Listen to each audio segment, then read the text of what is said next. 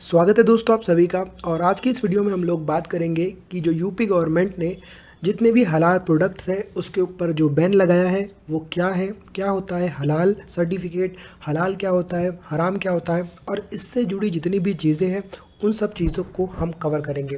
तो ये द हिंदू का आर्टिकल है, और अगर द हिंदू में पूछ आया है इसका मतलब ये है कि ये बहुत ही महत्वपूर्ण टॉपिक है और ये टॉपिक समझना आपको उतना ही इम्पॉर्टेंट है। तो दोस्तों क्या होता है कि सैटरडे के दिन इमीडिएटली क्या करती है उत्तर प्रदेश गवर्नमेंट, जो हलाल सर्टिफिकेट होते हैं उसके ऊपर बैन लगा देती है। तो भी हलाल सर्टिफिकेट है क्या, उससे पहले आप ये जान लो। एक एग्जाम्पल के तौर पे अगर हम लोग समझे तो एक FSSAI आपने सुना होगा। तो मेनली ये जो FSSAI ये क्या होता है, food safety and standard authority of India. मतलब ये एक ऐसी अथॉरिटी है फूड सेफ्टी के लिए जिस सर्टिफिकेट का अगर मार्क रहता है किसी भी प्रोडक्ट के ऊपर तो आप मान लेते हो कि ये गवर्नमेंट ऑथोराइज्ड है और आप उसको यूज़ करते हो। वैसे ही एक सर्टिफिकेट है जिसको कहते हैं हलाल सर्टिफिकेट। तो सबसे पहले हम लोग जान लेते हैं कि हलाल सर्टिफिकेट होता क्या है। तो मेनली हलाल एक वर्ड है और उसी का एक अपोजिट वर्ड है हराम।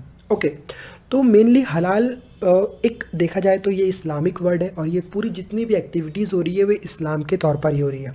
तो इस्लाम में क्या होता है कि जो चीज़ हलाल होती है, मतलब जो चीज़ हलाल का मतलब आप समझ सकते हो जो चीज़ लीगल होती है या फिर जो चीज़ अकॉर्डिंग टू मुस्लिम के जो लॉ होते हैं उसके वो लॉफुल होती है, मतलब ये किसी भी तरीके से अपोजिट नहीं होती है। ठीक है, आप लोगों ने सुने होंगे कि जो मांस होता है, मीट होता है, वे अक्सर क्या होता है हलाल होता है।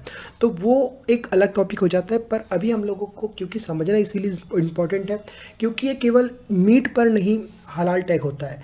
जो कॉस्मेटिक्स होते हैं, है ना, खाने की जो चीज़ें होती है उन सब चीज़ों में भी हलाल का यूज़ किया जाता है। तो अकॉर्डिंग टू मुस्लिम्स क्या कहना है कि ये जो चीज़ें हलाल होती है उनका यूज़ करते हैं। तो जो जैसे कि FSSAI है, जैसे हमको पता है कि एक सर्टिफिकेट है जिसका जो फाउंडर है वो कौन, अनुभवी रामनदास है, जो कि 5 सितंबर 2008 को ये स्टार्ट हुआ है। वैसे ही जो हलाल सर्टिफिकेट है वे अब पहले से ही चल रहा है, लेकिन इसमें किसी भी प्रकार का जो गवर्नमेंट का इन्वॉल्वमेंट है वे नहीं है। ठीक है, मतलब अगर हम लोग बात करें तो सबसे पहली बार, है ना, सबसे पहली बार अगर हम लोग बात करें तो हलाल सर्टिफिकेट का जो उपयोग है वो 1974 से इसका शुरुआत हुई थी। लेकिन अब तक कोई भी ऐसी गवर्नमेंट, जैसे कि जो FSSAI है वे गवर्नमेंट ऑफ अथॉरिटी है, वैसे जो हलाल सर्टिफिकेट है उसका कोई भी गवर्नमेंट अथॉरिटीज़ नहीं है। बहुत सारी कंपनीज ज़रूर है जो कि हलाल सर्टिफिकेट प्रोवाइड करती है, पर ऐसा मेनली इसका कोई भी जो हेडक्वार्टर है या फिर मेनली गवर्नमेंट इसको ऑथराइज नहीं करती है। तो ये आपको समझ गया कि हलाल क्या होता है। अब हम समझते हैं कि हराम क्या होता है। तो जैसे ही हलाल चीज़ें होती है जो कि लॉफुल लीगल होती है इस्लाम में, वैसे ही क्या होता है एक हराम होता है जो कि बिल्कुल अपोजिट होता है ना। मतलब अगर एग्जाम्पल के तौर पर अगर आप किसी चीज़ को खरीद रहे हो, कोई फूड खरीद रहे हो, उस पर अगर हलाल का सर्टिफाइड है तो अकॉर्डिंग टू मुस्लिम्स क्या है उसको आप यूज़ कर सकते हो। लेकिन कभी कभी क्या होता है कि जो हलाल सर्टिफिकेट नहीं होते तो इसका मतलब वो नहीं होता है कि वे हराम है। लेकिन कुछ ऐसी कंपनीज़ हैं जो कि ये आजकल एक आइडेंटिफाइड करती है कि क्या चीज़ हलाल है और क्या चीज़ नहीं हलाल है। तो ये जितनी भी कंपनीज़ हैं उनके ऊपर भी क्या किया है, जो यूपी गवर्नमेंट है उन्होंने इनके ऊपर तुरंत एक्शन लिया है।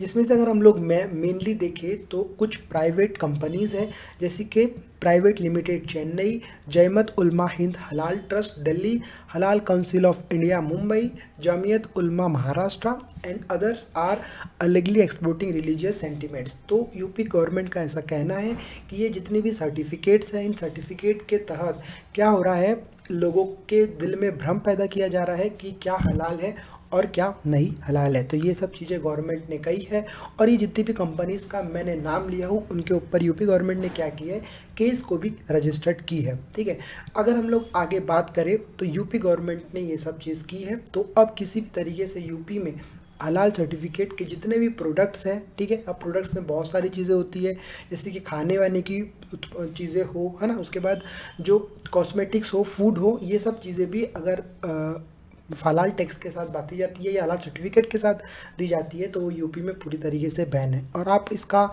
वो भी देख सकते हो कि जैसे ये चीज़ बैन हुई तो यूपी में छापे भी पड़ने लगे और लगातार ये सब चीज़ चल रही है। तो ऐसी मैं आशा करता हूँ कि दोनों ही टॉपिक आपको समझ में आ गए होंगे, क्या होता है हलाल, क्या होता है हराम, और मेनली जो यूपी गवर्नमेंट है उसने इसके लिए किस तरीके से जो चीज़ें हैं उसको शुरू की है। तो इस वीडियो में इतना ही।